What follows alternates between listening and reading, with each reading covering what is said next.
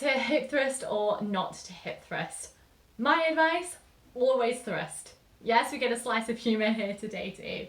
And you know, there would be a time when I thought that hip thrusts were just a stupid idea. And why the heck would you want to be in a gym and look so silly? Well, I changed my mind. And we all have the right to do that. I always reserve the right to change my mind. The reality is nowadays that many of my clients do hip thrusts as part of their programs. Yes, most of them do complain, but then at least it's not a Bulgarian split squat or bear crawl or a burpee, right? Who feels me? So why would we want to do a hip thrust? Glutes. We like the glutes. So a hip thrust primarily targets your bum plus a smidgen of the hamstrings. Sitting for long periods of time, day in and day out, like many of us do in our jobs, can sometimes cause stronger hip flexors and weaker glutes. And just as a side note, remember when I say weaker glutes, it doesn't mean your glutes are broken or don't activate. Without them, you couldn't actually walk. So we're interested in balancing things out when we work our glutes quite often. Now we have two options, two different exercises, a glute bridge and a hip thrust. So let's look at both in a little more detail. So with a glute bridge, you would take your feet about hip distance apart and then your heels fairly close to the glutes. So you can see here that my fingertips are reaching towards the back of the heels there. They don't have to touch, but it's around that area.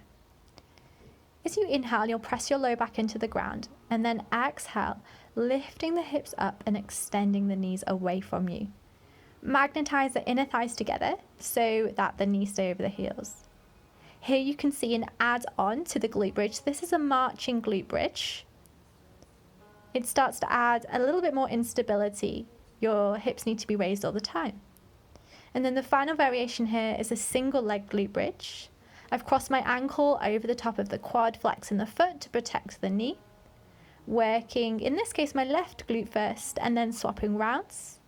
And working the right glute separately as well. So here we have a hip thrust. You can see that my upper back is propped up on a box here. My feet are about hip distance, and as I lift my hips, you can see that my shins come to about perpendicular with the floor, 90 degrees. As I exhale, I lift the hips, extending the knees away from me, controlling that thrust up, squeezing the glutes underneath. And then the inhale, the hips are dipping down. Another variation you can do with your hip thrust is body weight. So removing the weight and propping the hips back up. You would probably do this for low reps. It's quite a tough strength exercise. So starting with one side, extending the other leg and keeping the foot flexed to keep those muscles switched on. And then remembering once you've worked one side to swap it round and the other. Inhaling, the hips dip down, and exhaling, that left knee is extending away from me. You can see me just adjust there so that my shin is perpendicular to the ground. Okay, pros of a glute bridge first of all. They are a great place to start building core and glute strength. They're easily done at home. All you need is a little bit of space, and there's no equipment required. A mat might make you more comfortable, but you could literally do them on the floor. Your disadvantages of a glute bridge is that it can be more difficult to add weight to a glute bridge. It ends up rolling past your hips and squishing you. And because it's difficult to add more weight, it can sometimes impact or how you can progress the strength and power of your glutes. Now let's look at the hip thrust. So why would you want to do that? So your advantages are you have a larger range of motion. And that does mean that you can improve hip mobility, and you can also easily add more weight as well to get more strength and power. There's also more quad activation in a hip thrust, which is a pro or con. I don't know, depends on your goals.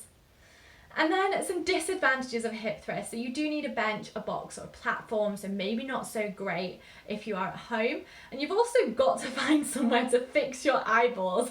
No weird eye contact whilst thrusting here, please, right?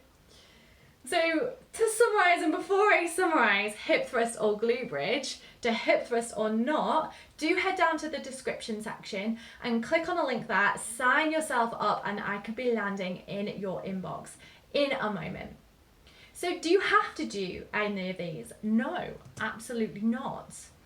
You can, depending on your goals, and you may also find that a reverse lunge, a single leg deadlift, a donkey kick, any of these also work your glutes.